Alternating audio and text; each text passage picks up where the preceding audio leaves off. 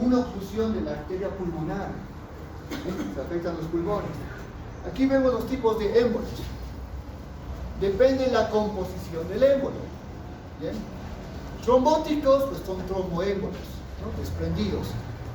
Grasas, émbolos grasos. Estos van a ser producidos desde la grasa de la médula ósea, en huesos, de la grasa subcutánea puede ser también, de ateromas que estén rotos, ¿no? Y desprendan colesterol. Trombosépticos de infecciones, focos infecciosos, especialmente en las válvulas cardíacas, donde se van a formar vegetaciones sépticas, infecciosas, y se pueden desprender. Para cuerpos extraños es muy raro, pero puede existir, especialmente en los drogadictos, que se inyectan por vía endovenosa, heroína, otras drogas, sustancias. Y estas pueden estar con otros componentes, pueden presentar talco, ¿no? Heroína, a veces lo mezclan con talco, y estos pueden ser las sustancias extrañas que viajen por sangre y produzcan émbolos. Embolia gaseosa, especialmente cuando se forman burbujas de aire en la sangre por falta de descompresión atmosférica. Es muy común en los buzos, en los que hacen inmersión o viajan en submarinos. Émbolos ateromatosos por la ruptura de una placa de ateroma, ¿no? Donde va a presentarse tanto colesterol como tejido fibroso. Embolia de líquido amniótico. Este tipo de embolia va a presentarse en mujeres embarazadas en el momento del parto, donde el líquido amniótico pasa a la circulación materna y es procoagulante.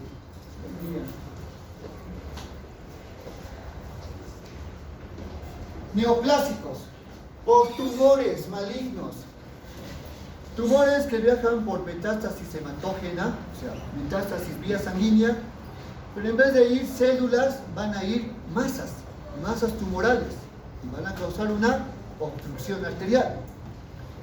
Y también es raro, pero a veces hay parasitosis, especialmente de gusanos o helmintos, que pueden llegar por sangre venosa hacia la circulación sistémica. Ahora, las embolias se clasifican en dos tipos: embolias sistémicas y embolias pulmonares. ¿De qué depende esta clasificación? ¿Eh? El lugar donde se origina el émbolo y el lugar donde concluye el émbolo. Hay un punto donde se va a iniciar y un punto donde va a terminar este émbolo. Entonces depende del tipo de circulación. Hay dos circulaciones, ¿no? Pulmonar, que es la circulación menor, y la circulación sistémica, que es la circulación mayor. Para que sea una embolia pulmonar, los émbolos deben ser venosos. No sé quién está con su celular, con su tablet, por favor. Los émbolos tienen que originarse en las venas, ¿bien? Venas de la circulación sistémica. Puede ser lo más común, las venas de los miembros inferiores. Porque al desprenderse o a formarse un émbolo, este va a viajar directamente hacia la vena cava inferior. Y el émbolo va a llegar al lado derecho del corazón, saliendo por el ventrículo derecho hacia la arteria pulmonar. Llega a la circulación pulmonar y produce una oclusión en la arteria pulmonar. Esto sería embolismo pulmonar. En cambio, para que sea una embolia sistémica, los émbolos se originan en el lado izquierdo del corazón o se originan en las arterias sistémicas. Por eso son raros. En el lado izquierdo del corazón, todo émbolo va a salir por la arteria aorta. Y como la arteria aorta es la arteria sistémica, en algún punto de sus ramas de la arteria aorta, este émbolo va a causar una oclusión. Puede ser una oclusión de arteria hepática, arteria cerebral, arterias mesentéricas, arteria renal, arteria braquial, arteria femoral cualquier arteria sistémica. Ahora, en el punto donde cause obstrucción, tanto émbolos pulmonares o émbolos sistémicos van a causar infarto. Si hay embolia pulmonar, pues va a haber infarto pulmonar como consecuencia final. Y si hay una embolia sistémica, va a haber un infarto en cualquier órgano o parte del cuerpo, por isquemia severa. Todo infarto es una necrosis por isquemia, ¿no? Una necrosis isquémica. Depende mucho del tamaño del émbolo, para que obstruya una arteria de mediano o menor calibre.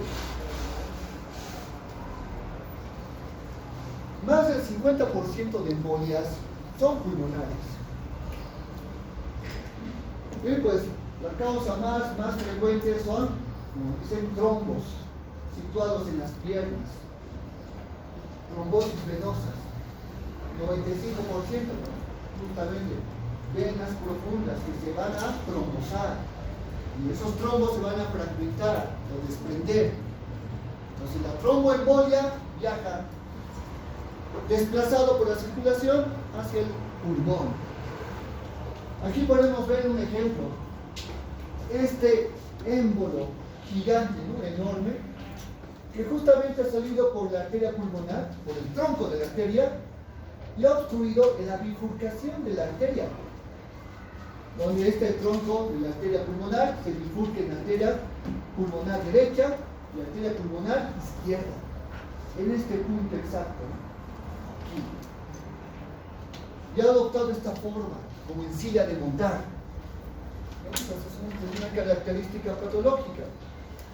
Es un un émbolo fulminante.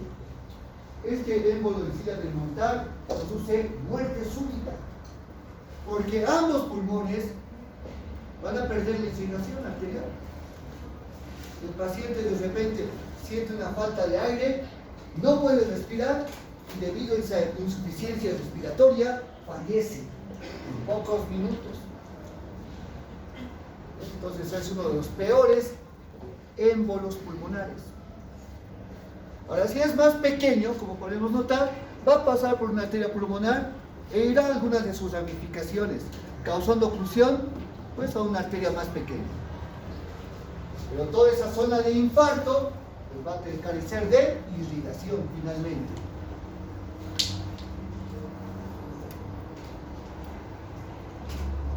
Pacientes que presenten varices de piernas tienen más tendencia a la trombosis venosa profunda.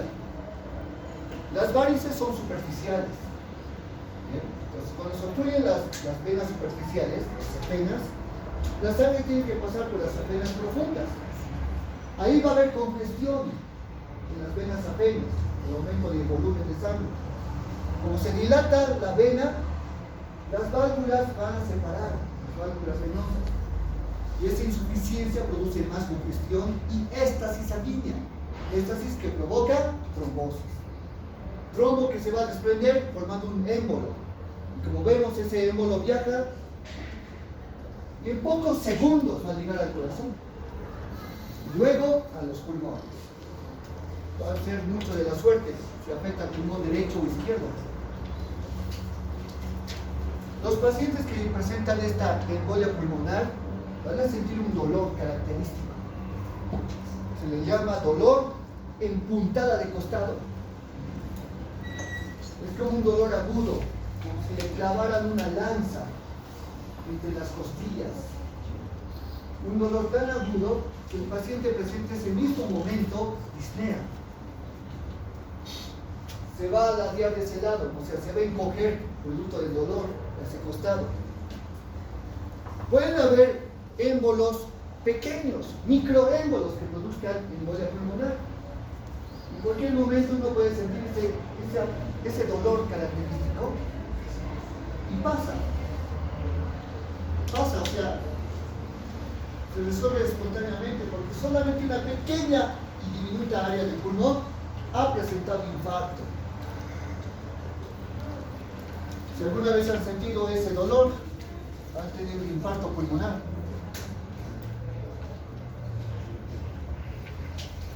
Ahora el ELA, embolia de líquido amniótico.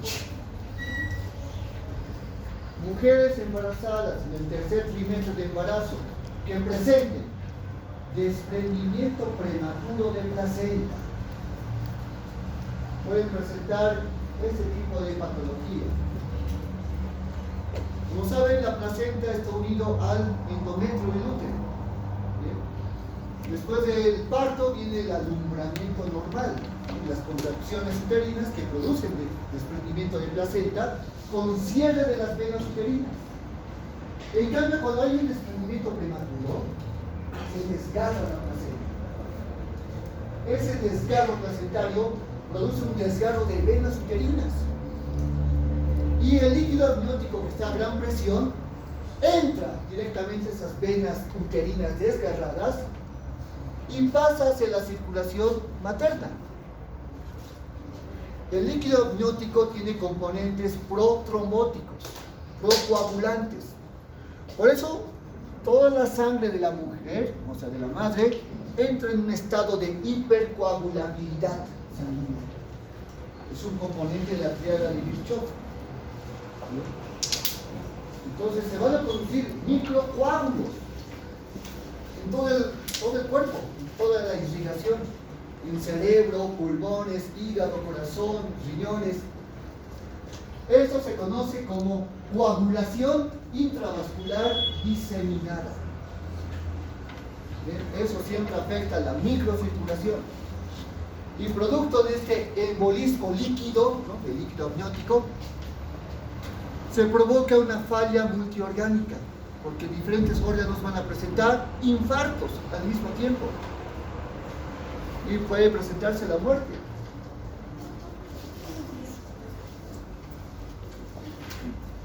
Ahí vemos cómo es el líquido amniótico. Se va a desplazar. Al principio se va a producir coágulos, ¿verdad? Coágulos en todas partes al mismo tiempo. Por lo cual los factores de coagulación y las plaquetas se consumen. Todos están formando coágulos. Las plaquetas y factores de coagulación en la sangre disminuyen radicalmente. Eso se denomina coagulopatía de consumo.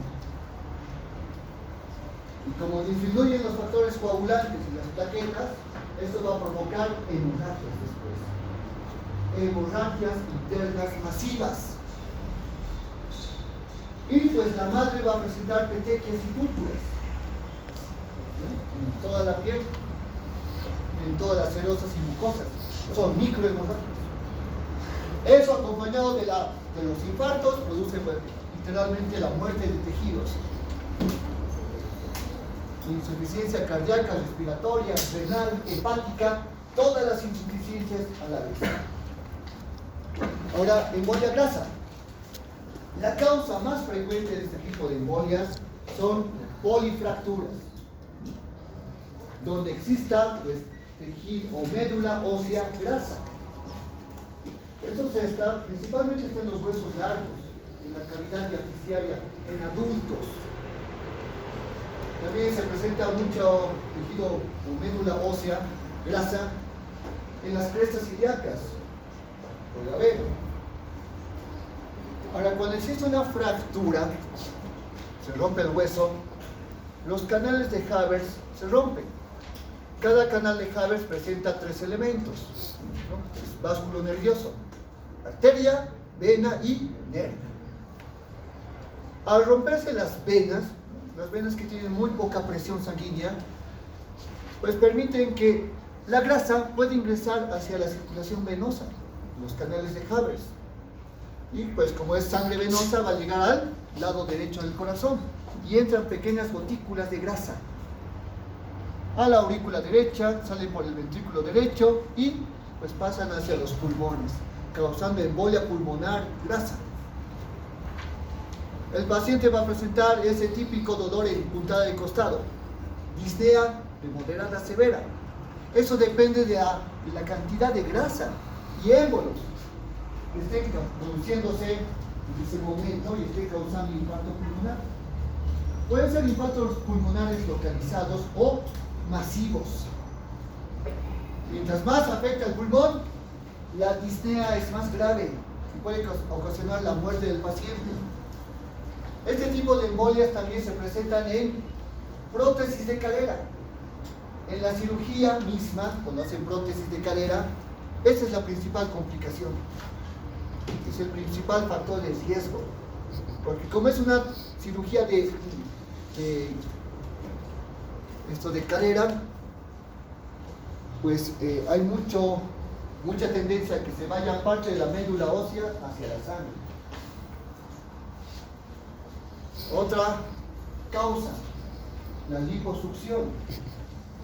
Cuando se hacen estos tipos de tratamientos para retirar tejido adiposo, especialmente el subcutáneo, pues muchas veces estas agujas de aspiración pueden desgarrar venas. Y esa desgarradura, se desgarra la vena, se pueden ingresar esos fragmentos de grasa que se está aspirando. Es más complicado cuando la liposucción es de grasa peritoneal. Hay mayor riesgo de que exista desgarro de venas. Inyectables. Es menos común, pero es también una posibilidad. Inyectables. Ustedes saben tomar o administrar inyectables subcutáneos, ¿verdad? Intradérmicos. Intramusculares, endovenosos. ¿Cuál de esos puede causar embolia gástrica? Tal vez intradérmicos, ¿no? Mal aplicados. Y intramusculares. Esos dos. Vean cómo es, por eso es tan importante el rebotaje. Se coloca, ¿verdad? La aguja, la cánula, se debe aspirar un poco para ver si uno está en sangre, que ha perforado una arteria o una vena. Se hacen una intramuscular o una intradérmica y aspiran sangre, hay que retirar con cuidado la aguja, ¿no? Y hacer otra función. Porque si aspiran sangre, es posible que hayan perforado una vena.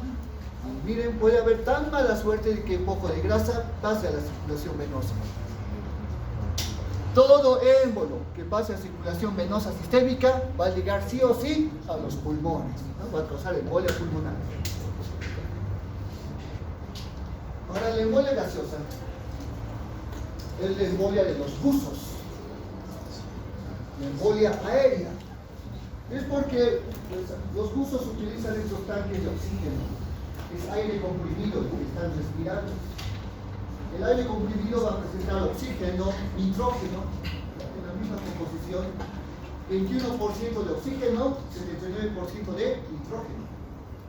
Pero como está comprimido este aire, y está respirando el buzo, se debe descomprimir al llegar a la superficie. Por eso los buzos pasan por cámaras hiperbáricas, y deben estar por varias horas, expulsando el aire que ha pasado a su circulación. Ese aire debe descomprimirse, pasar a los pulmones y exhalarse hasta que no exista más aire comprimido de los tanques de oxígeno.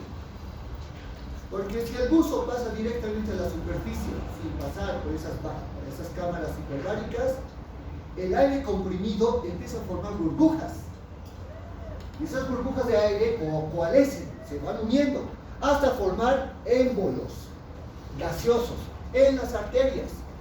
Y estos émbolos gaseosos, por gravedad, van a subir hasta la cabeza y van a afectar a las venas cerebrales, arterias cerebrales. Y como se forma una burbuja de aire, esto impide el paso de sangre, causando infarto cerebral.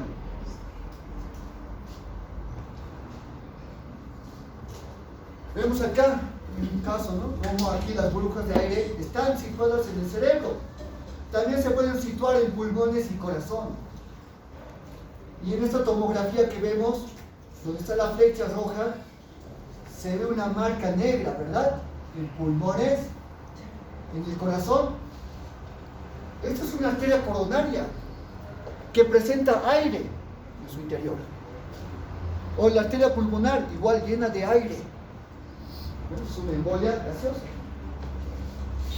Por eso la necesidad de siempre usar esas cámaras hiperbáricas. ¿Han visto el Dr. House alguna vez? Había un paciente, un buzo, que había salido ese mismo día de bucear, ya había tomado un avión, o sea, peor, más altura estaba. Y en ese momento del vuelo le ha dado una embolia gaseosa, ¿no? Y nadie sabía qué es lo que tenía el paciente. Todos pensaban que era un tipo de, creo que era una enfermedad infecciosa, contagiosa. Eso pensaban, hasta que han visto su carnet y era buzo del paciente. Embolias sépticas. Estas son embolias infecciosas. Están causadas principalmente por septicemias. Un foco infeccioso que se disemina por la sangre, es una septicemia, pero algunos tipos de microorganismos patógenos pueden formar biofilms o biopelículas. Las bacterias, sobre todo, son muy adherentes. Y al adherirse van a formar una masa bacteriana. Dicha masa bacteriana, como hay septicemia, activa a la coagulación. Y las plaquetas y la fibrina se adhieren en ese cúmulo de plaquetas, formando así un émbolo. Un émbolo que va a presentar, pues, fibrina, plaquetas y bacterias. Va a viajar por la sangre y en algún momento en la circulación arterial va a estancar ese émbolo séptico, causando principalmente el isquemia más que la infección. Es muy común que se produzcan estas embolias sépticas de vegetaciones valvulares, válvulas cardíacas afectadas por infecciones en su superficie. Estas infecciones que tienen aspecto de verrugas se llaman vegetaciones. Como las válvulas están totalmente en movimiento, se abren y se cierran, en algún momento esta vegetación, si está mal adherida, se va a desprender y salir por la arteria.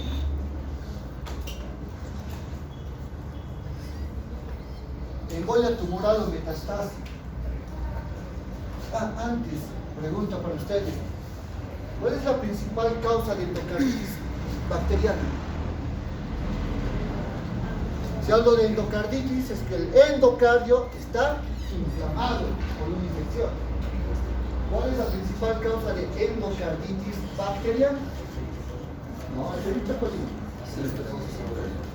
Streptococcus. ¿Qué más?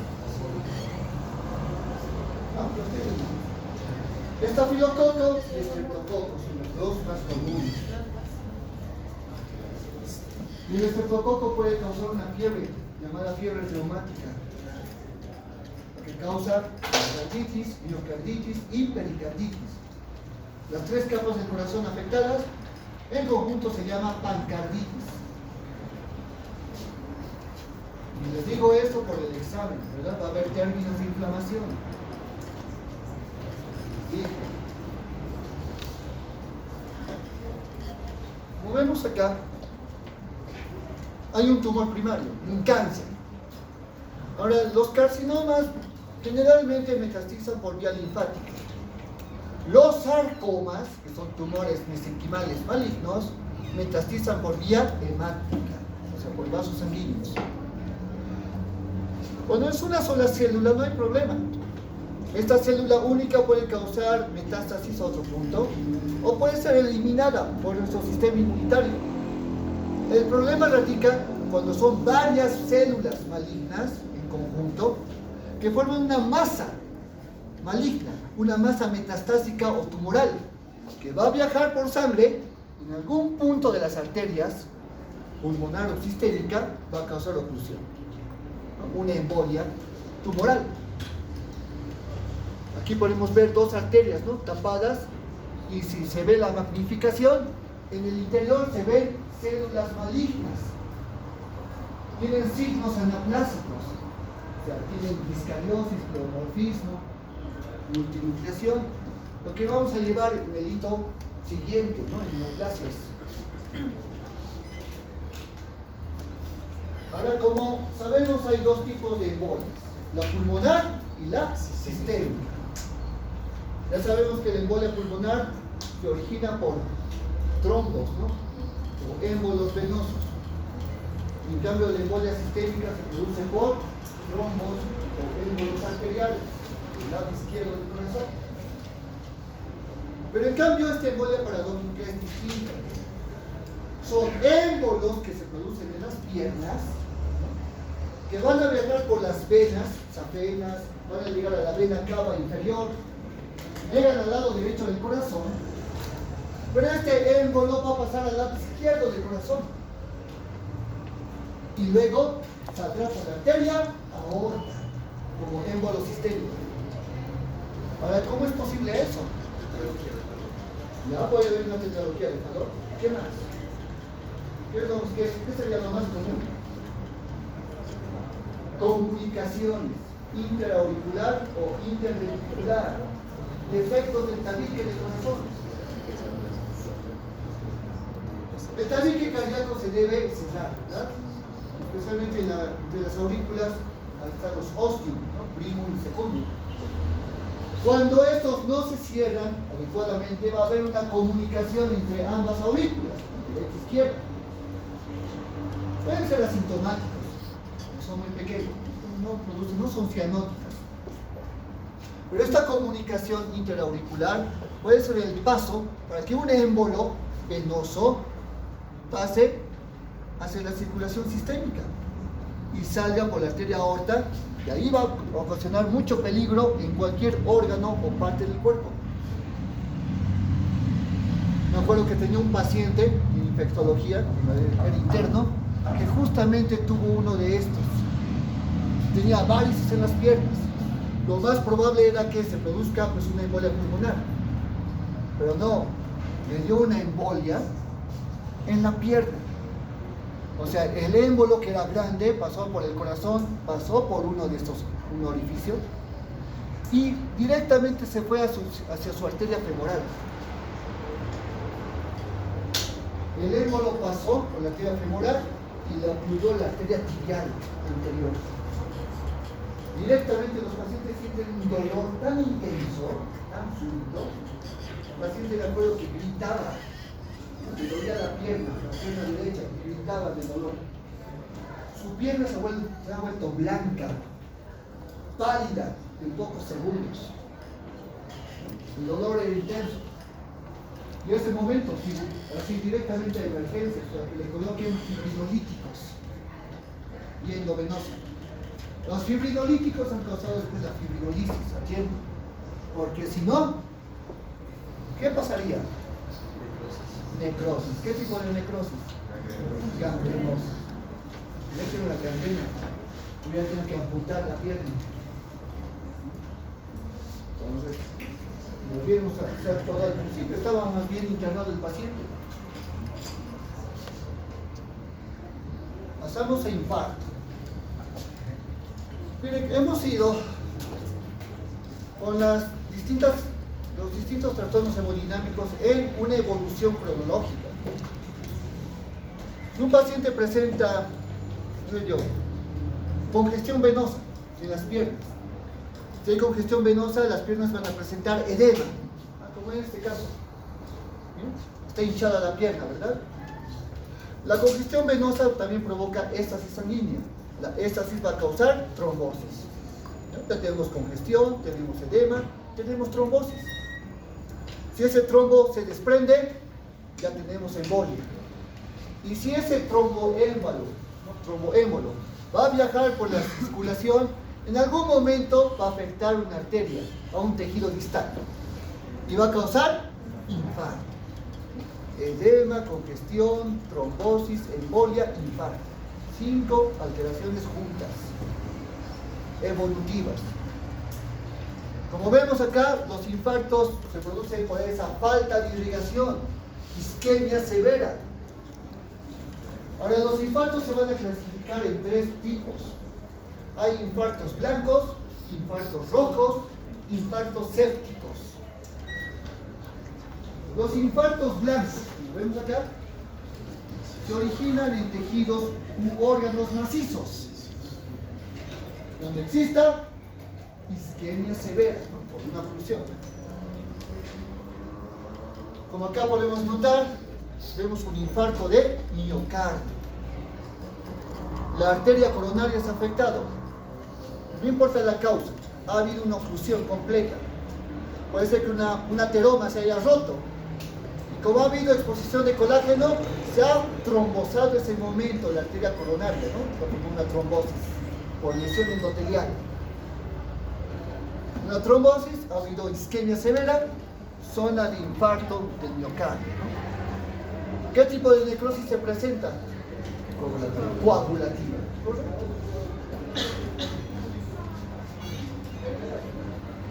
Ahora, causas de infartos. Oclusión arterial sería la primera causa. Vasoespasmo. Existe una vasoconstricción sostenida. Severa la vasoconstricción, que es casi isquémica. Placas de ateromas. Tiene que haber entonces una esclerosis que se pueda romper. Especialmente se llaman ateromas vulnerables. Y compresión. Que un vaso sanguíneo, una arteria, sea comprimida por otra masa externa, extrínseca. Especialmente eso sucede cuando hay tumores o cuando hay edemas.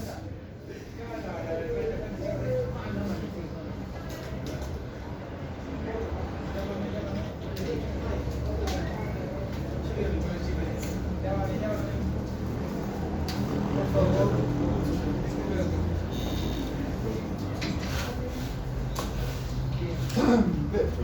Coronarias, ¿no? Las coronarias que están ahí en la superficie del epicardio. Como vemos, hay circulación arterial, laminar.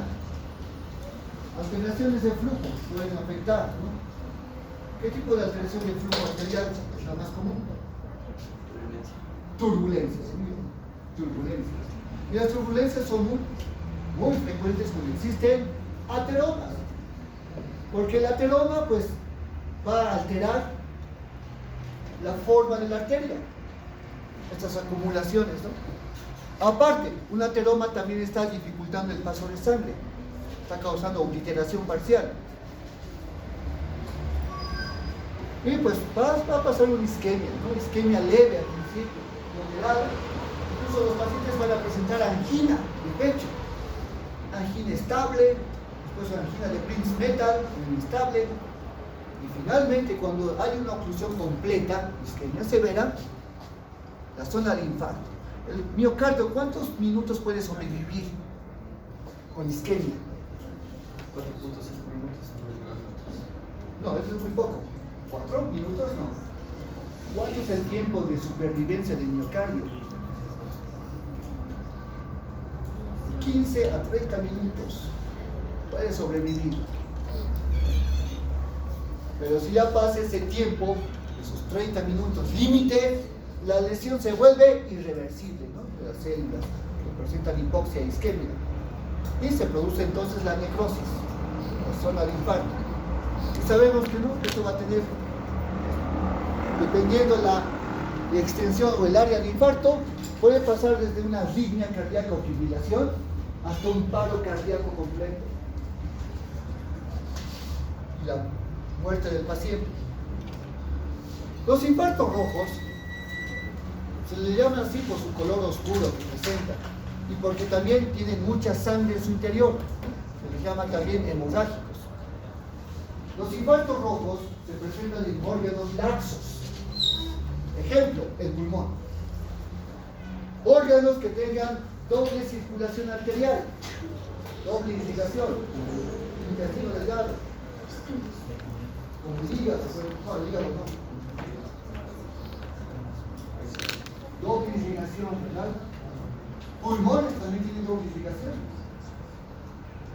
Tiene una irrigación de la arteria pulmonar y otra irrigación de la arteria bronquial. La arteria bronquial, ¿de qué rama es? La arteria bronquial. ¿Rama de la? ¿De dónde proviene? Es rama de la aorta. Es rama de la arteria aorta torácica. La arteria bronquial lleva sangre oxigenada al pulmón. Y la arteria pulmonar, sangre desoxigenada. Doble irrigación. Entonces, donde haya circulación doble, donde haya tejidos u órganos donde la circulación, la irrigación tenga anastomosis arteriovenosas. Entonces, puede haber este tipo de hemorragias, de infartos rojos o hemorrágicos por la isquemia, o la falta de irrigación de una arteria, pero no de la otra, que son anastomóticas o dobles. Una se afecta, pero la otra sigue llevando sangre. También puede haber este tipo de infarto rojo por una obstrucción venosa que produzca congestión de sangre venosa en el órgano. Con esa congestión de sangre venosa, pues va a haber hipoxia, cianosis en la zona necrótica. Y como vemos, va a haber una necrosis coagulativa. Ahí vemos otro ejemplo, el pulmón. Una embolia pulmonar puede causar un infarto pulmonar. Y los infartos siempre son de tipo rojo o hemorrágico. Podemos ver aquí el pulmón y el área del infarto, como vemos, va a presentar hemorragia, va a presentar acumulación de sangre entre los alveolos, va a presentar congestión venosa por falta de retorno venoso o retorno venoso lento. Aquí vemos otro infarto rojo, testículo. Siempre la coloración es característica, ¿no? Esa coloración negruzca, como de coágulo. Y eso es por la congestión venosa. Si bien en una torsión testicular la arteria espermática está siendo obstruida, ¿verdad?, torcida, esta pues también va a afectar al retorno venoso, el plexo venoso panfiliforme. Entonces la sangre venosa se va a acumular en el testículo. Y ese tejido necrótico infartado del testículo va a presentar sangre en su interior, como vemos en la imagen. Vemos los túbulos seminíferos necróticos. Y en el intersticio, la acumulación de sangre venosa. Ahora, por más de que se pueda arreglar esto, ¿no?, la torsión se repare y haya irrigación otra vez, el tejido infartado no se restablece. Única solución, extirpación quirúrgica. Porque ya está necrótico, ya está muerto. Ahora, los infartos blancos o pálidos que tenemos en hígado, miocardio, riñón, puede ser bajo, todo órgano macizo y sólido, donde la irrigación es simple, no hay anastomosis. La irrigación puede ser terminal, como las coronarias. Entonces, al ser sólido el órgano, no hay acumulación de sangre venosa. Además, la zona de infarto aparece blanquecina por la anemia, por la falta de irrigación completa. La necrosis siempre va a ser coagulativa. Las áreas de infarto blanco son periféricas. A veces tienen forma de cuña.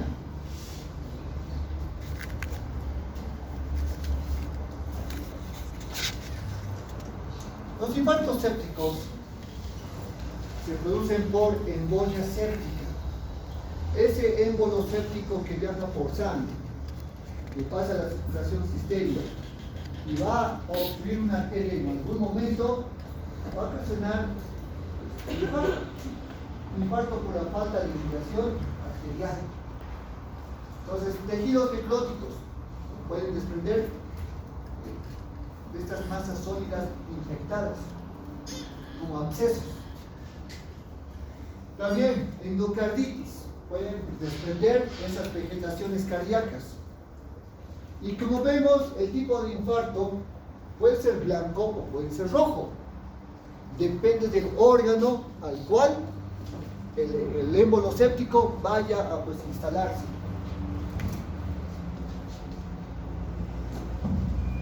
Ahora, los factores que influyen en la evolución, el desarrollo de un infarto, son estos cuatro. Pregunta de examen.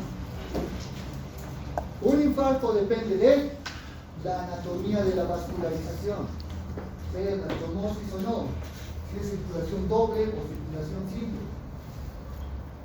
depende de la velocidad de oclusión. Si se ocluye lentamente, el órgano se puede adaptar a este esquema.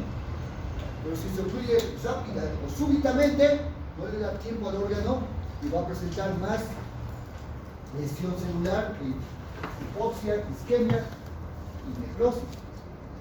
Ahora depende también del órgano, si está bien o mal oxigenado. Hay ciertos lugares que son hipoxémicos, o sea, va a presentar hipoxia. Por ejemplo, el hígado, los lobulillos, la región centro-lobulillar es hipoxémica. Se puede infartar muy rápidamente en otros puntos. Y pues la vulnerabilidad del tejido frente a la hipoxia. ¿Cuánto resiste el tejido frente a la hipoxia debido a la isquemia? Una hipoxia isquémica. Cerebro, 4 minutos a 5 minutos es lo máximo que las neuronas resisten. Miocardio, 15 minutos, 30 minutos lo máximo. Hueso puede durar de 3 a 4 horas. Tiene una vulnerabilidad mayor. Entonces podemos ver acá un órgano muy lábil como el cerebro frente a un órgano más resistente como el miocardio, el corazón. Ambos presentan una oclusión arterial, pero la evolución es distinta frente a la vulnerabilidad del órgano.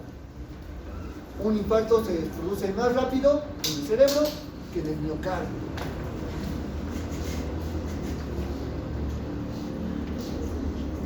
Por eso hay más tiempo de recuperación en un infarto de miocardio. En un paciente que tenga un ABC, hemorragia, qué sé yo, o una trombosis, una embolia cerebral, no hay mucho tiempo. 3-4 minutos, el cerebro ya va a presentar un daño irreversible. Todo va a depender del área afectada del cerebro, ¿no? Y el lugar.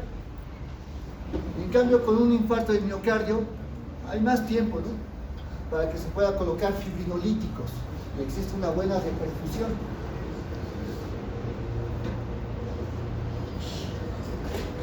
Y shock. Shock lo vamos a pasar el día lunes para concluir los 4 tipos de shock.